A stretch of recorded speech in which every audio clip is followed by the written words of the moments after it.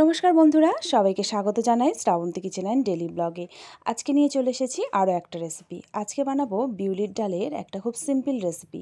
আশা করছি আপনাদের ভালো লাগবে। তো চলুন শুরু করে দিই। এখানে নিয়েছিলাম প্রথমেই বিউলির ডাল।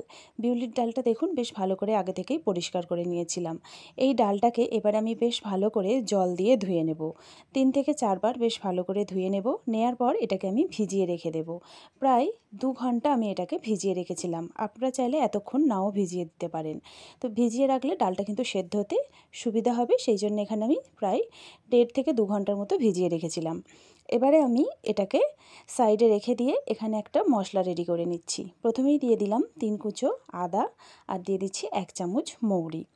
এবারে এটাকে আমি বেশ ভালো করে একটু থেঁতো করে নেব। সম্পূর্ণরূপে বাটিনি এটাকে, একটু সামান্য থেঁতো করে নিয়েছি। আর ডালটাকেও এদিকে সেদ্ধ করতে বসিয়ে দিয়েছিলাম। এখানে আমি 4টে সিটি দিয়ে নিয়েছি প্রেসার কুকারে। তো দেখুন তারপরে ডালটা এরকম সেদ্ধ হয়ে গেছে। এবারে আমি কড়াতে তেল দিয়ে দিলাম। এখানে আমি সর্ষের তেলের ব্যবহার করছি, আপনারা চাইলে সাদা তেলের ব্যবহারও করতে পারেন। 1 চামচ সর্ষের তেল দিয়ে দিলাম। তেলটা গরম হয়ে যেতেই দিয়ে দিলাম একটা তেজপাতা আর 2টো গোটা শুকনো লঙ্কা। এবারে এটাকে বেশ ভালো করে কড়াতে নাড়াচাড়া করে নিলাম। ফ্লেমটা অবশ্যই এখানে মিডিয়ামে দিয়ে রেখেছিলাম। এরপরে এর মধ্যে দিয়ে দিলাম আমি যে আদা আর মৌরিটা আমি থেঁতো করে নিয়েছিলাম, আর তার সাথে দিয়ে দিলাম এখানে পরিমাণ মতো হলুদ গুঁড়ো দিয়ে এবারে বেশ ভালো করে মশলাটাকে কষিয়ে নিতে হবে। আর এখানে ফ্লেমটাকে লো টু মিডিয়ামের মধ্যে রাখবেন, না হলে কিন্তু মশলাটা ধরে যেতে পারে। তো বেশ ভালো করে মশলাটাকে প্রায় আরও 1 থেকে 1.5 মিনিট একটু লো ফ্লেমে রেখে কষিয়ে নেব। এরপরে আমি এর মধ্যে দিয়ে দেব পরিমাণ মতো সামান্য একটু জল। খুব বেশি জল দিচ্ছি না, একদম সামান্য জল দিয়ে দিলাম। দিয়ে আবারও মশলাটাকে বেশ ভালো করে কষিয়ে নেব। এখানেও ফ্লেমটাকে আমি লোতেই রেখে দিয়েছিলাম। এরকমভাবে একটু ফুটে উঠলেই এর মধ্যে আমি দিয়ে দিচ্ছি 2টো চেরা কাঁচা লঙ্কা। আপনারা চাইলে এখানে লঙ্কার পরিমাণটা আরও বাড়িয়ে বা কমিয়েও নিতে পারেন। তো দিয়ে দিলাম 2টো চেরা কাঁচা লঙ্কা। দিয়ে আবারও একটু সামান্য নাড়াচাড়া করে নিয়ে দিয়ে দিচ্ছি সেদ্ধ করে রাখা ডালটা।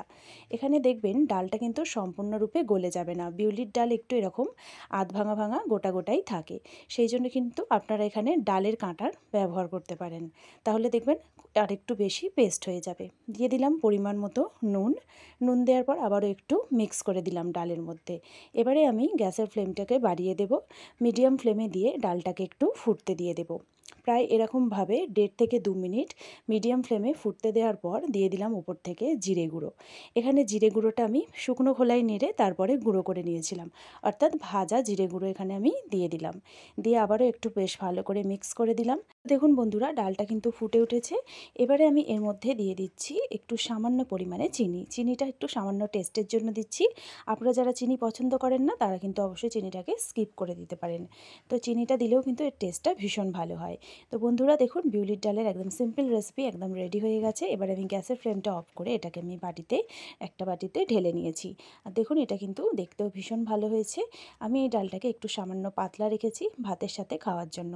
তবে ভাত, রুটি, পরোটার সাথে এটা খেতে কিন্তু ভীষণই ভালো লাগে। গরম গরম ভাতের সাথে আপনারা অবশ্যই বানিয়ে নিন এরকম বিউলির ডালের রেসিপি। রেসিপিটি কেমন লাগলো কমেন্ট বক্সে অবশ্যই জানাবেন। ভালো লাগলে লাইক করবেন। এরকম রেসিপি দেখতে চাইলে চ্যানেলটিকে সাবস্ক্রাইব করবেন। থ্যাংক ইউ সো মাচ রেসিপিটি দেখার জন্য।